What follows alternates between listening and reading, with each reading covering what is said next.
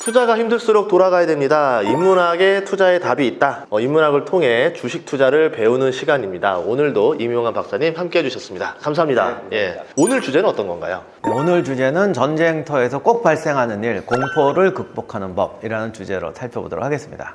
제가요 그저께 어제 여수를 갔다 왔는데 와, 공포감 때문에 여행이 눈에 들어오지도 않더라고요. 팔고 싶다 이러는데, 그래서 제가 이제 게장집 가서도 게장도 제대로 못 먹고 저희 직원들 보고 다 먹으라 하고 입맛 없다 이러고 너무 힘들었어요. 이틀만 빨리 오셨어도.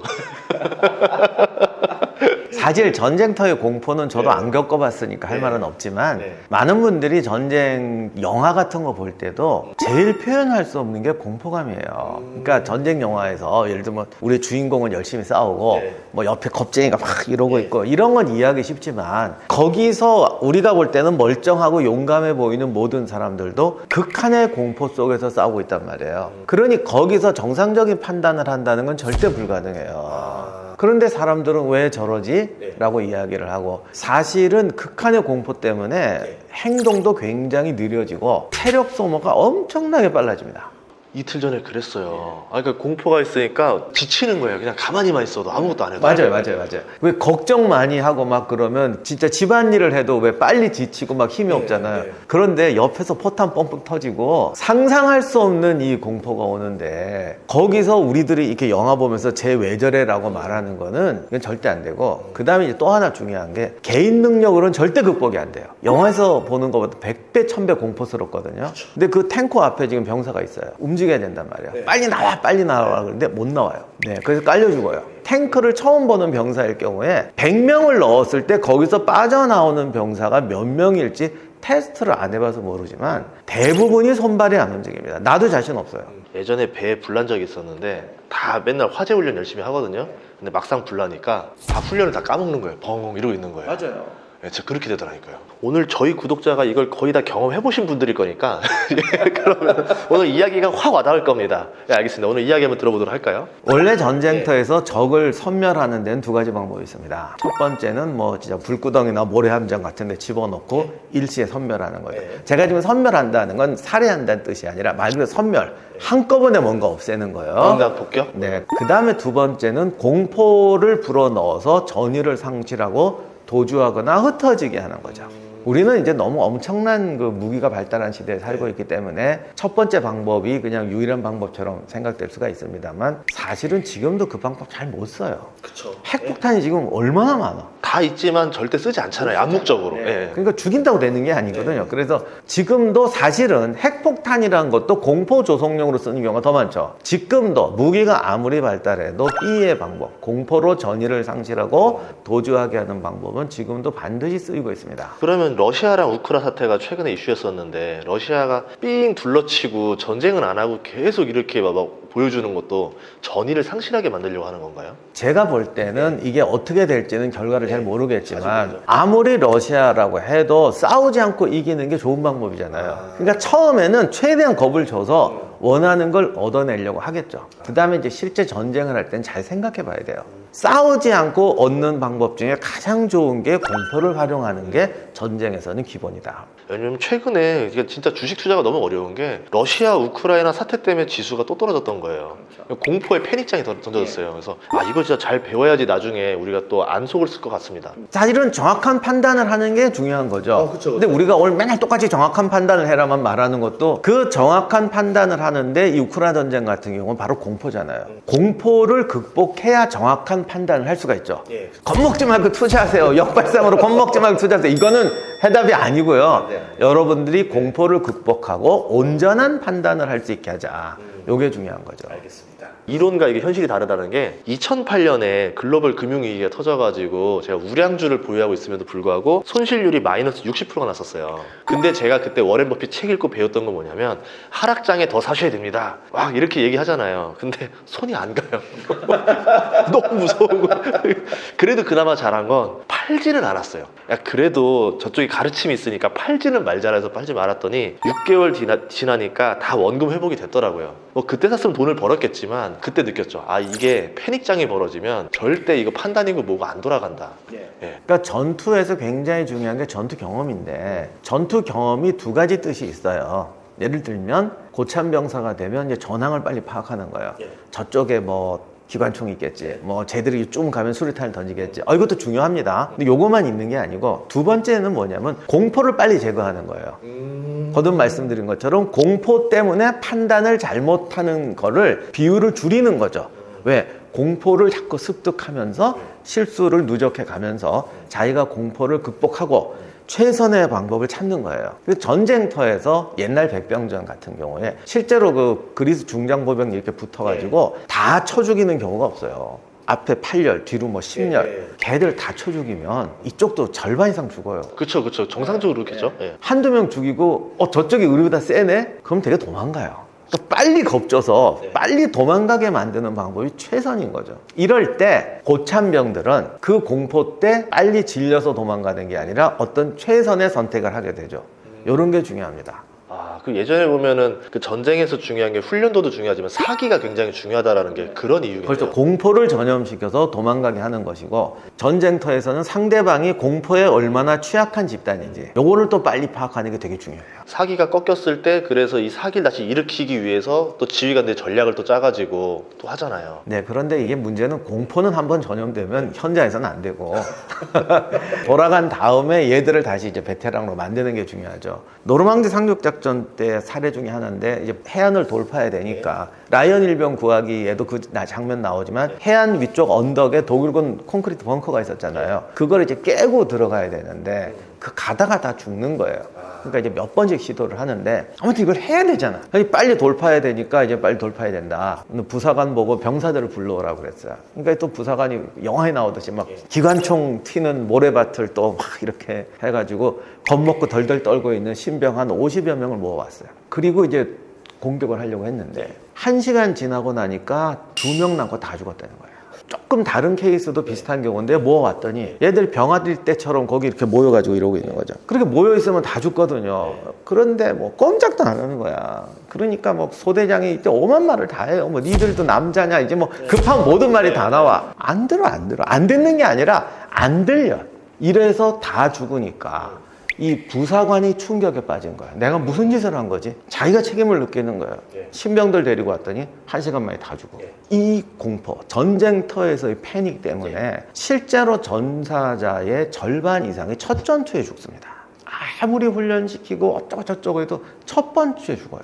통계 조사를 해보면 첫 전투에 살아남은 병사들은 이제 웬만해서는 안 죽어요. 그거 어떤 이유라 생각하세요? 그러면? 바로 그거죠. 공포감에 판단이 안 되는 그거. 하지만 한 번 전투를 해서 살아남으면 이제 알잖아. 내가 그때 이런 공포를 겪었구나. 그래서 지휘관들이나 그 트라우마를 연구하던 의사들이 방법을 찾아낸 거예요. 이게 첫 전투에서 이게 너무 과하구나. 그러면 이걸 어떻게 극복해야 될까? 그래서 찾아낸 방법이 1차 대전 때 나온 건데 여러분이 전쟁 영화 보시면 첫 장면에 꼭 이런 장면 나오는 경우가 많습니다. 전선이 아직 투입은 안 되고 막사 같은 데 있으면서 이렇게 막 축구하고 이러고 있는 거예요. 그러면 이제 갑자기 부상병들 지나가고 전사자도 지나고 머리서 포성 꽝꽝 울리는데 애들은 여기서 축구하고 있어요. 왜 저러지? 라고 하는데 그게 사실은 뜨거운 물에 들어가기 전에 온수에서 몸을 데피는 과정이에요. 아무리 훈련이 잘 된 병사라도 무조건 전투에 집어넣는 게 아니고 포성이 들리는 한 8km쯤 후방 그리고 이제 뭐 부상병도 오고 전사자도 오는 그런 자리에서 한 일주일 열흘 정도 놔두는 거예요. 그러면 그동안에 얘들이 이제 마음의 준비를 하고 요즘 말로 하면 이미지 트레이닝 그렇겠네요. 같죠. 그리고 이제 뭐 소리도 듣고 그러면서 이제 마음에 적응을 합니다. 그러니까 이미 벌써 군대에서는 이런 걸 다 알고 있기 때문에 공포를 극복하는 기술도 알고 있다는 얘기네요. 저도 최근에 이제 그런 걸 통계를 하나 봤는데 우리가 전에 그런 거 많이 따지잖아요. 전쟁터 나가기 전에 훈련을 얼마나 받았습니까? 어떤 사람은 3주 받았어. 어떤 사람은 5일 받았어. 우리는 여기서 와 저러면 돼 이렇게 말하는데 여러분한테 여쭤볼게요. 5일 동안 제식 훈련만 받고 나간 사람하고 한 4주 동안 기본 훈련 받은 사람하고 전쟁터에서 죽고 살 확률이 어떻게 바뀔까? 첫 전투에서 사진가 아무도 몰라요. 의외로 별 차이 없을 수도 있어요. 그러니까 5일 주식 공부한 사람이나 40일 공부한 사람이나 결과가 비슷하다는 거잖아요. 그렇죠? 2차 대전 때 독일군이나 미군 정예부대 훈련 프로그램을 보면 굉장히 중요한 게 있는데 우리는 자꾸 훈련소에서 집어넣는 걸 생각하거든요. 근데 5일 했으나 40일 했으나 별 차이 없더라는 거예요. 그럼 뭐가 다르냐? 들어가기 전에 중간 과정이 있어요. 아까 그 8kg 떨어지는데도 축구만 하는 게 아니고 요거를 이제 프로그램화 시켰는데 여기는 어떻게 하냐면 훈련소 교관이 아니고 전쟁터에서 살아온 고참병이 얘들을 데리고 한 열흘이고 뭐 2주간에 데리고 사는 거예요. 그리고 독일군 같은 경우는 그 고참병이나 하사관이 자기 마음대로 훈련시켜요. 뭐 죽이지만 않으면 돼요. 왜냐면 그 전선에서 싸워내니까. 그래서 막 자기 나름대로 끌고 다니면서 이런 훈련시키고 저런 훈련시켜요. 여기 또 재미있는 게 훈련소 갔다 오신 분은 알지만 훈련소에서는 번호로 부른다고 그러잖아요. 아, 맞아요. 예. 네. 그래서 훈련소에서는 이 동료가 되면 안 돼요. 왜냐면 이게 집단이 되고 교관한테 덤비거든. 걔들은 하나하나의 개체여야 돼요. 그래서 오징어 게임에서도 번호 네, 보잖아요. 그렇게 나오죠. 그건 왜냐면 인격을 말살시키는 게 아니라 그래야 되거든. 여기서는 안 그래. 여기서는 자기 보직 있고 전투 편제가 다 돼 있으면 뭐 박격포, 기관총, 소총병 이래서 자기 개성을 가지고 자기들끼리 스스로 막사생활하면서 고참 부사관이나 선임병을 따라서 전쟁을 연습하는 거예요. 그리고 쉬는 시간에 이래야 된다, 저래야 된다는 거 말 듣고. 그리고 더 시간적 여유가 있으면 아까 말씀드린 대로 전쟁터 또 코앞에 가서 이제 관계를 맺어요. 이러면 당황하고 막 이러고 이러는 확률이 뚝 떨어져요. 또는 첫 전투에서 똑같이 절반이 죽는다고 해도 전투를 한번 겪은 애들의 뭔가 올라가는 속도 있죠. 고베테랑 높은 수준으로 가는 속도가 완전히 빨라집니다. 근데 이거 없이 훈련소에서 8주 2달을 시켜서 넣잖아요. 엄청나게 많이 죽어요. 이게 주식이 똑같은 게 그냥 주식 실제로 투자 안 하고 책으로 공부만 하면은 제 기간이 소용없어요. 그래서 항상 저도 맨날 말하거든요. 초보자들한테 그냥 빨리 뭐부터 사봐라. 맞아요. 사보고 돈을 빨리 잃어봐야 된다. 저는 제 인생에서 정말 잘 걸렸던 게 2006년 말에 주식을 시작해서 2007년에 모두가 이제 비이성적으로 과열된 장을 겪어봤잖아요. 그 다음에 바로 1년 다음에 모두가 패닉에 빠지는 걸 봤어요. 그때 사람들이 비이성적으로 다 던지는 걸 보면서 그 공포장을 공부한 게 제 인생에서 가장 큰 자산이라 생각한 거예요. 그 다음부터는 심리적으로 잘 안 흔들려요. 생각보다. 공포 이겨내는 과정을 어떻게 그걸 책으로 공부할 수 있겠어요.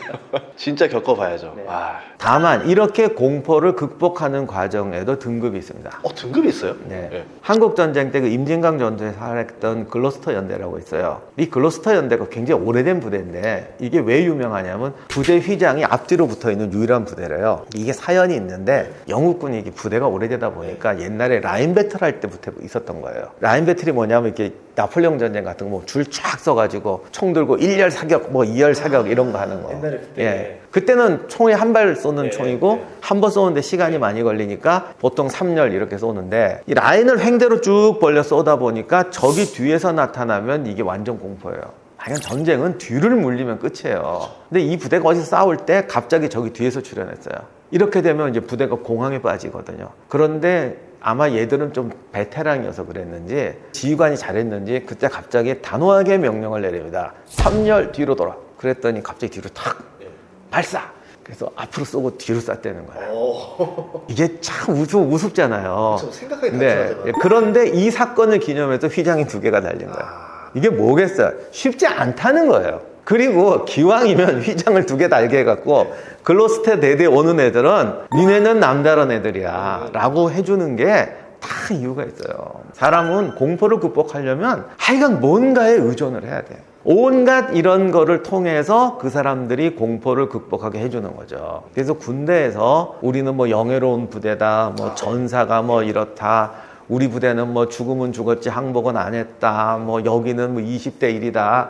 근데 그런 거에 100% 의존하지면 안 되죠. 그렇지만 이런 거 잘 필요합니다. 인간은 불완전하기 때문에. 그래서 페렌바크가 쓴 한국전쟁이라는 책에 중요한 내용이 있는데 그 부분은 여러분이 좀 이해를 하셔야 됩니다. 군대에서 훈련하거나 군대 문화에 대해서 민간인들이 이제 비판을 많이 하잖아요. 그건 옛날에 다 비판했고 왜 저런 불합리한 훈련을 하느냐, 왜 저런 불합리한 얼차례를 주느냐 이런 얘기 많이 하는데 그것이 과잉돼서 악용되는 경우도 있습니다. 군대에서. 그럼에도 불구하고 불합리한 거를 완전히 없앨 수가 없는 것은 전쟁이라는 상황이 불합리한 상황이기 때문에 전쟁 자체가 이미 비이성적인 거죠. 그렇기 때문에 우리가 일상에서 겪을 수 없는 과다한 공포가 밀려오는데 그때 흥분해서 자기 편을 다 죽이는 애가 있으면 안 되잖아요. 그러니까 어쩔 수 없이 그런 불합리한 과정을 만들어 놓은 것이다. 요거는 이해를 하고 비판을 하고 해야지 무조건 그거를 상식적인 상황으로 바꿔놓는다는 건 절대로 되질 않아요. 근데 이건 사실은 주식이나 기업이나 모든 조직에 마찬가지예요. 나중에 좀 이제 전시 상황 같이 위급한 상황이 됐을 때 이게 오히려 명령 체계가 안 된다던가 그럴 수 있다는 거죠. 여러 가지 문제가 있죠. 예. 그럼 여기서 한 등급 더 높은 부대가 있나요? 역사에서 이름을 남긴 부대는 다 이런 부대들이에요. 그러니까 오늘 공포를 극복하는 데서 세 가지 말씀을 드렸는데, 첫 전투에서 공포감에 질려 전사하는 사람, 두 번째 공포를 극복하고 훌륭한 병사가 되는 사람, 여기에 어떤 부대의 명예, 전사의 자부심, 오만 거 동원해가지고 A급 베테랑이 되는 사람들. 근데 이 A급 베테랑들이 다 일을 저질러요. 이 특별한 부대가 전사에서 모든 걸 만들어요. 근데 진짜 주식에서도 보면 슈퍼겜이라 불리시는 분들 보면은 초반에 한 번씩 다 파산하신 분들이 많아요.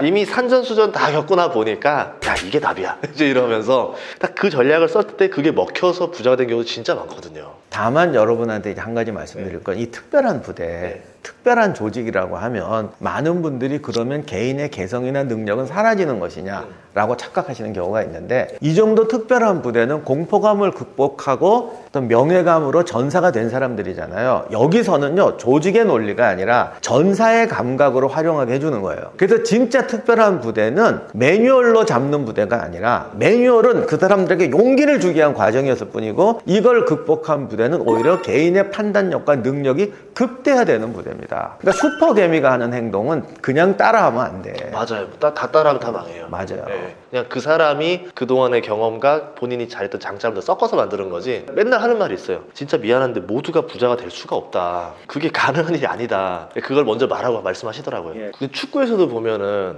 보통은 감독의 명령을 잘 따르는 선수를 하다가 베테랑쯤 되는 선수한테는 자율 단독권을 주잖아요. 너 알아서 해봐. 네, 그걸 잘못 배워가지고 아무한테나 자율권을 주면 개파이 되는 거지. 아, 그것도 진짜 중요한 논쟁이에요. 한때 우리나라에서 그 논쟁 많이 벌어졌잖아요. 매뉴얼대로 하는 게 좋으냐, 자유를 주는 게 좋으냐, 잘못 알고 있는 거예요. 매뉴얼로 키워야 되는 단계, 자유를 줘야 되는 단계. 근데 자유를 줘야 최상급이 가. 그런데 바로 요 자유를 주는 과정, 단계를 어떻게 판단하느냐, 요게 중요하죠. 야, 정말 오늘 정말 많은 걸 배우네요. 저도 그래서 약간 주식에서 좀 응용하는 걸 좀 생각을 해보자라고 하면은 두 가지가 있었는데, 공포장 때마다 제가 떠올리는 아이디어가 하나 있어요. 피터 린치라고 세계적인 전설적인 펀드 매니저였는데요. 13년 동안 세계에서 제일 큰 펀드를 운영했던 사람인데 연평균 수익률이 29%였습니다. 1987년에 블랙먼데이가 터졌는데 그때도 플러스 수익을 낸 전설적인 투자자예요. 근데 신기하게도 그 펀드에 가입했었던 고객들의 절반은 돈을 잃었대요. 그러니까 이해가 안 가잖아요. 아니 1년만 가만히 있어도 무조건 다 돈을 벌었을 건데 저 왜 이러냐고 하니까 다들 욕심이 났을 때 사가지고 공포장에서 다 팔고 나온 거예요. 아까 말한 대로 공포장에서는 아무리 좋은 말을 해줘도 소용도 없는 거예요. 패닉장이 벌어졌기 때문에 빨리 팔고 나가야 내도 사는 거거든요. 그래서 이런 일이 벌어졌다라는 거를 한번 생각하시면 공포장에서 내가 어떻게 대응하는 건지에 대해서 하나의 용기를 줄 것 같고, 저도 아까 말한 베테랑 부대에 대해서 좀 응용을 하자라고 하면은 하락장을 예측할 수가 없습니다. 상승장도 예측 불가능하고, 그래서 내가 산 주식이 하락장에 갈 수도 있다. 근데 내가 공포에 안 질리고 버티려면 나름대로의 그 어떤 명예나 이런 안전장치가 필요하잖아요. 그래서 우량주에 투자를 해요. 보통 우량주에 투자하면 그런 건 있어요. 어느 정도 회복이 되고 나면 본전을 찾는 경우가 굉장히 많아요. 그래서 우량주에 투자하는 게 이제 그런 이유 중에 하나였었고, 아까 재무구조가 이제 안전한 기업들, 그 두 번째는 배당 수익률. 물려도 배당 수익률이 나오면 아유 그래도 그냥 은행 이자보단 낫지 이러면서 그냥 버티는 마음이 생기더라고요. 근데 그게 없으면 생각해 보세요. 내가 투자한 게 잡주에다가 배당도 없고 재무구조 완전 불량하고 뭐 하루가 뭐 언제 망할지 모르는 게, 그런 기업에 투자했을 때는 공포장이 터졌을 때 못 버텨요. 바로 도망가게 돼 있거든요. 그래서 저도 정말 기본에 충실해야 된다는 생각을 많이 했습니다. 오늘 정말 감사합니다. 예. 오늘 덕분에 공포장에서 어떻게 행동해야 되는지에 대해서, 어떻게 보면 전쟁에 대한 이야기를 통해서 많은 걸 깨닫게 된 시간이었습니다. 그럼 모두가 똑똑한 투자를 할 때까지 수요 인문학 많은 시청 바라겠습니다. 감사합니다.